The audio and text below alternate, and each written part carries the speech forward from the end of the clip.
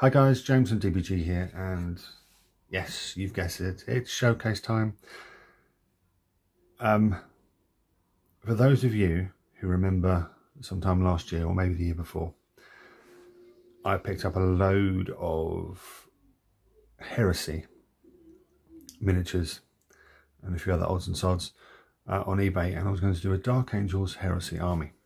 Obviously the rumours back then were that Dark Angels were the next Legion to be done, and I thought that'd be really cool. I've always had a soft spot for Dark Angels. So why are you looking at Ultramarines?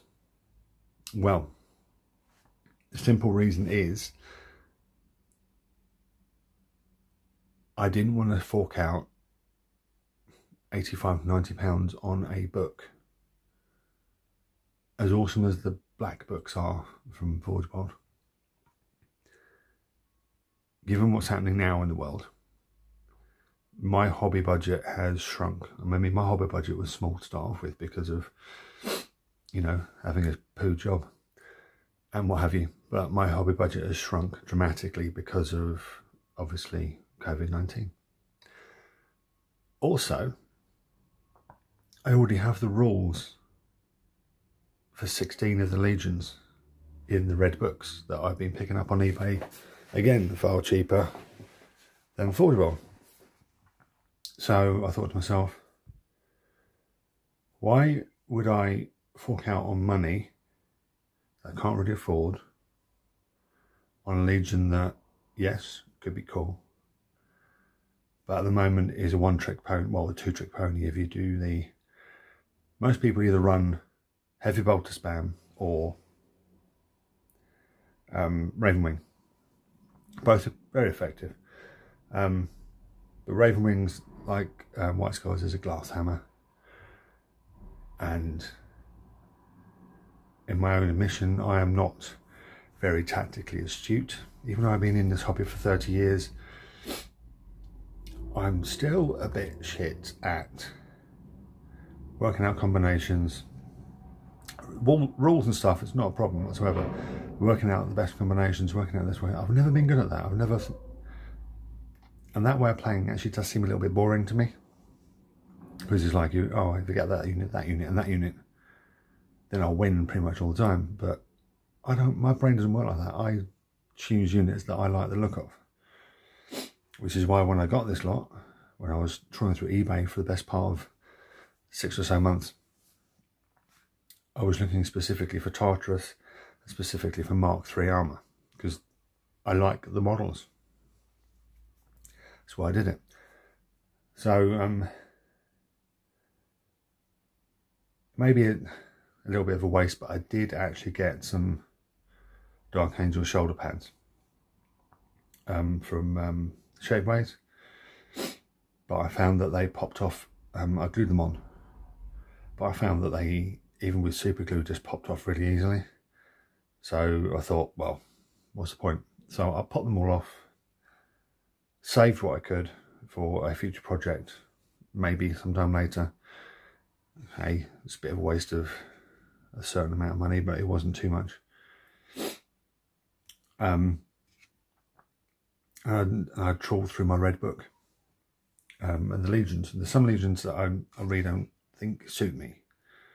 And there's some Legions that I can't do because the rest of the DBG crew have done it. So, a Rykart has got Imperial Fists. I hate painting yellow, so that's not a problem. Even though Imperial Fists do have some amazing miniatures and some amazing rules, that's Rykart's army. I can't do that. And Christopher has got Salamanders and Alpha Legion.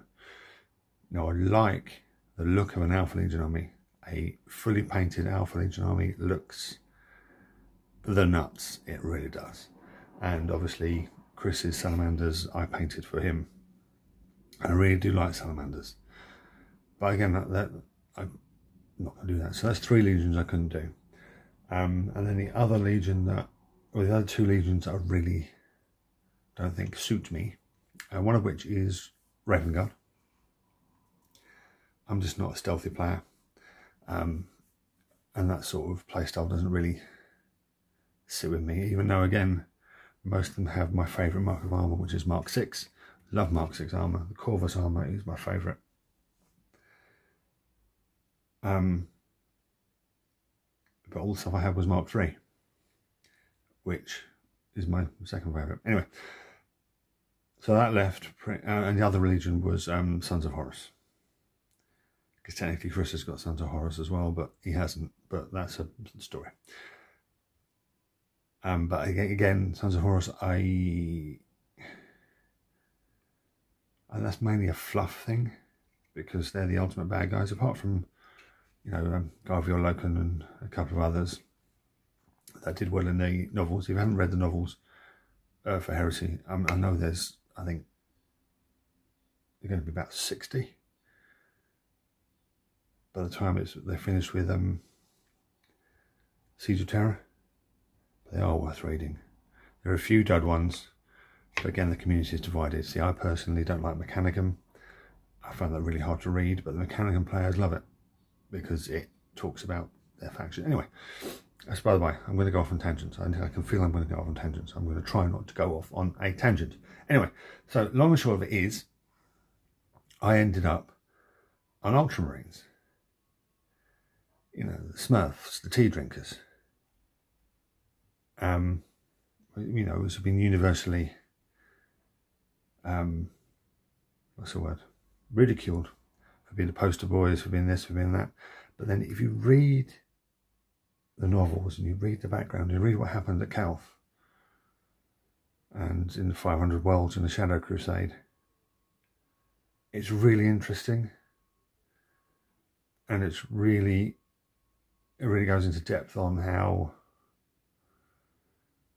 Rabute, Bobby G, dealt with the betrayal of his brothers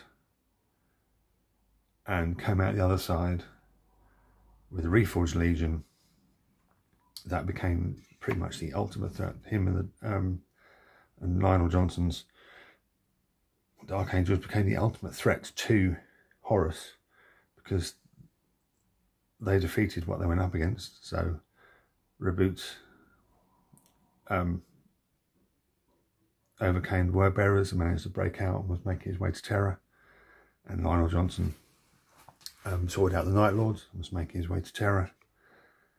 And Horus decided that if they arrive, he's going to lose. So he did the whole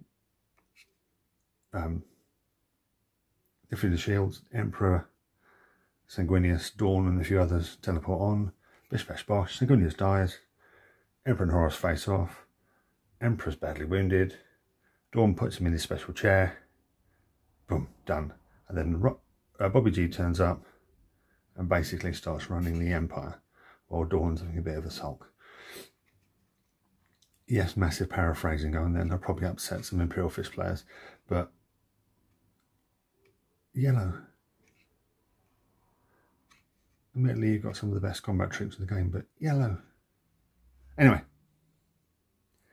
so I decided to go for Ultramarines.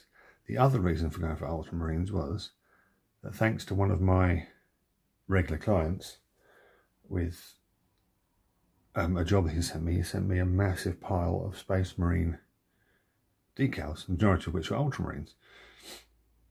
And if you have the correct decal solution, you don't need to worry about putting decals on curved shoulder pads. Because if you use the decal solution, it softens the decals, it conforms to the shape of the shoulder pad. You just put matte varnish over the top of it, seals it, and as you can probably see from here, I mean, I have been waffling on for almost 10 minutes. Yeah. Yeah, so decal get a good decal solution. You don't need to worry about spending 10, well, this army's got 40 normal Marines. Well, 44 if you include the characters. So if you're going to buy Forge World upgrades for that, that's going to be 55 quid. And you're going to have some shoulder pads left over because I won't be able to go on all of them.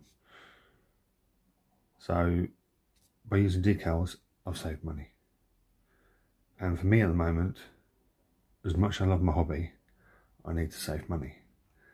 And as much as it's an expensive hobby, there are ways of doing it on a budget. And I think I'm actually quite good at doing what is essentially an incredibly expensive hobby on what is a shoestring budget, really. I mean, sometimes I go a bit mad. I spend money I shouldn't when I get paid for doing commission work or something. Oh, yeah, I can get that, but I try not to. And I'm going to talk about ninth at the end of this. So, why Horus Heresy? With lockdown and everything, and not being able to play games, because normally when the DBG guys get together, we normally just play 40k. I haven't been playing 40k, and I've been doing a lot more reading. I've been reading my red books, I've been reading my Horus novels, and I've just really got back into Heresy in quite a specific way, in quite a passionate way. I've been watching lots of stuff on YouTube. The Outer Circle is very good. It's very salty, but he's very good at sorting the wheat from the chaff. And he takes no prisoners, it really doesn't. Obviously 30k channel, there's a few other channels out there. Watching lots of battle reports. Not in one go, because I'm fine, I can't watch an entire battle report in one go. Yeah, can't really seem to keep my attention. But anyway, and I've really not been paying that much attention to 40k. I don't know why. I do this from time to time. I tend to step back from 40k. And then I do something cool and go, oh, 40k. But even, so I'm going to go a bit of a ninth thing at the moment.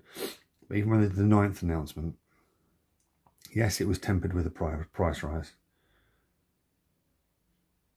But I wasn't really, not really feeling ninth. I mean, the new models, yeah. I mean, Necrons are Necrons, but you've got compact intercessors now. Probably 3 years too late, but yeah.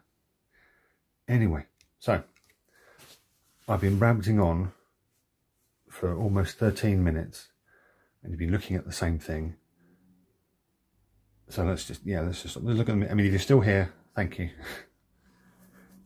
So this is my 2,750 point, bit of a random number, but that's how many points there are here.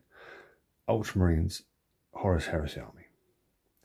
There's some more stuff over to the right, but when we pan, we'll see that. The majority of this, well, in fact, everything in this army, apart from this chap here, this Contemptor Dreadnought, is bought on budget, on eBay. And the Contemptor Dreadnought, that's over there, was bought 18 months ago when Forge World had a Dreadnought sale. So you bought a Dreadnought and you got free arms. So I did that. So that Dreadnought, I got about 20 quid off it because the arms were free. Or one of the arms was free. Something on it was free. So what is in the army? Let's start at the front. At the front, we have a Praetor, who is not the army's warlord. We have a Chaplain Consul. We have a Herald, who is I think it's either an event only miniature, or anyway, he's a limited miniature that I've seen go for as much as £45–50 on eBay. But I didn't pay that for him at all. We have a Javelin attack speeder. That was a bit of a rescue, had a few broken bits. It was badly stripped, so I had to do a bit of work and some filing and some pinging off. Rearrange the antennas because they kept breaking. Then we've got 10 Tartarus Terminators. and they are armed quite uniquely. All of them have power fists,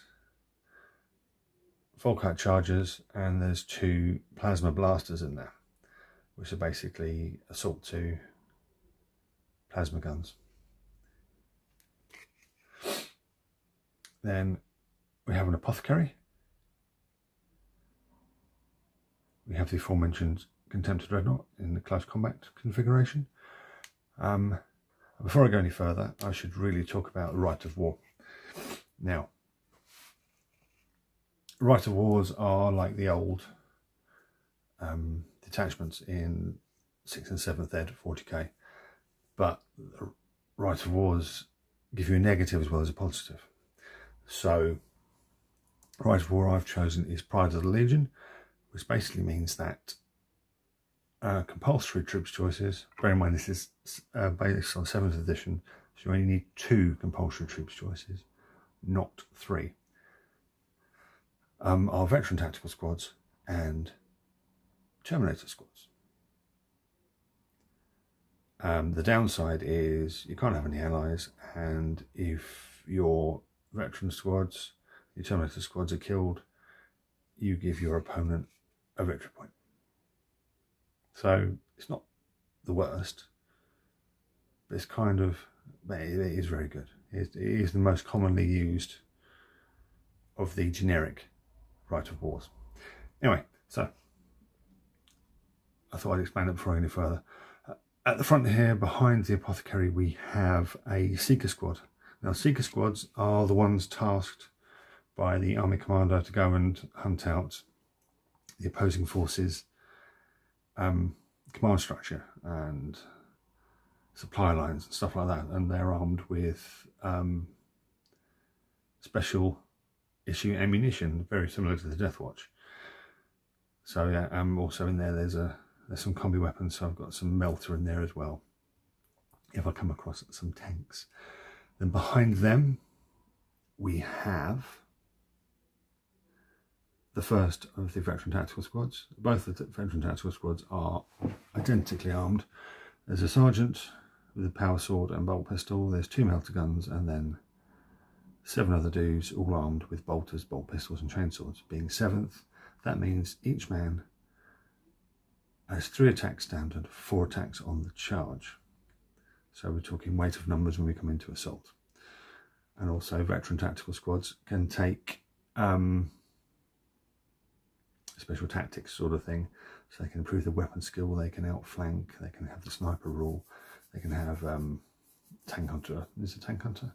Yeah, something like tank hunter. Anyway, so you select one of those at the beginning of the game, and each one can have a different tactic. And as you see, the Rhino actually has some chaos bits on. I picked up a chaos Rhino,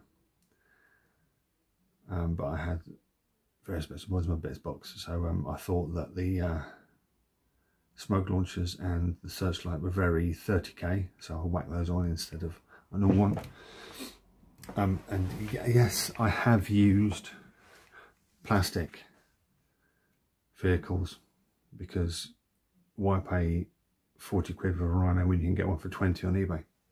Simple as that. Then we have the second veteran tactical squad with its Rhino. That's obviously a standard Rhino. Then at the back we have a Vindicator. I have not put the massive siege shield on because the plastic Vindicator actually looks very similar to the Forge World one, and if you don't put the shield on, it looks very Heresy, so that's why I did that. Then we have a Legion heavy support squad, all with heavy bolters. Again, remember this was going to be Dark Angels. Dark Angels have some nasty things they can do with heavy bolters, but still, Ultramarines have got a couple of cool rules as well, so that shouldn't be too bad. And then we have a Predator with a Predator cannon and a Las cannon, and I've given that one Machine Spirit, because in Heresy you can upgrade most of your vehicles have machine spirit, so they can benefit from firing full ballistic skill on a couple of weapons. And I've used, if we take the turret off, use some bits from my bits box just to make it look like it's got some extra equipment. So it's got looks like it's got a machine spirit, and also there's certain rights of war that can be a command tank. And then last but not least, at the back we have a Contemptor Mortis Dreadnought. This is my anti-air. It's got the 2 carriers pattern assault cannon, which is 12 shots. And if you stand still, you get a skyfire, which is very handy because there's lots of flying stuff in Heresy. So that's it. That is, I'm very conscious. I think I've rattled on for about 20 minutes. That is my 2,750 point Heresy army. I am tempted to do some close-ups and stuff, but there's pictures on my Facebook page, so go and look. There's lots of close-ups of that. I've tried to use better lighting because people have commented that I can't see the details properly on the miniatures because of the lighting that I am forced to use, because again, I'm on a budget, I can't afford proper lighting. So yeah, but what I might do is we look at the characters and then we'll leave it at that. So here's Praetor. He is armed with a bolt pistol. No, he's not. He's armed with a power fist and paragon blade, which means he has more attacks because they're both specialist weapons. And he too is another event miniature I picked up on eBay, considerably cheaper than he was. He was again badly stripped. I had to put a different head on him because the head that came with him, and there was a mess inside the neck of horrible goo. So yeah, there's my Praetor. Here is the Warlord. He is a Legion Herald. He can also double up as the special character Remus Fantanus. As you've noticed, I've used brass colour for the edgings of the shoulder pads and what have you instead of gold, because I wanted to do something different. Here we have the Chaplain. Again, back in Heresy, no one paints their armour black if you're a Chaplain, or red if you're a Tech Marine, or blue if you're a Librarian. But to mark him out as a Chaplain, I've given him black shoulder pads, the sensor and the back banner. And then this guy here, this guy is in Mark II power armour, which again is really cool. He's an apothecary. He can also double up as a Primus Medicae in other lists. At the moment he's just an apothecary, and he'll be attached probably to the Seeker Squad because he cannot give the female pain special rule to Terminators because he's not a Primus Medicae. So that is a quick, he says quick, looking at the time, 24 minutes. That is a look at my Heresy. I really want to play some games of Heresy again. Focus. There we go. I really want to play some games of Heresy. It's been, we're looking at about 3 years since I played some Heresy. I'm really getting into it to the point where I'm stepping back from 40k. But that, you know, with 9th, that could all change. So, as usual, please check out the links in the description to everything. Goblin Gaming, White Shark Gaming, and the other ones that I can never remember. And I'm sure they're quite upset about it. Also, there's a link to the Patreon. And if you can whack us a little extra bit of cash, we can start doing more videos, hosting some battle reports and what have you. Obviously when lockdown is properly lifted and all this pandemic is not as prolific as it is now. So, without further ado, thank you guys for watching. Stay safe, and I'll catch you next time.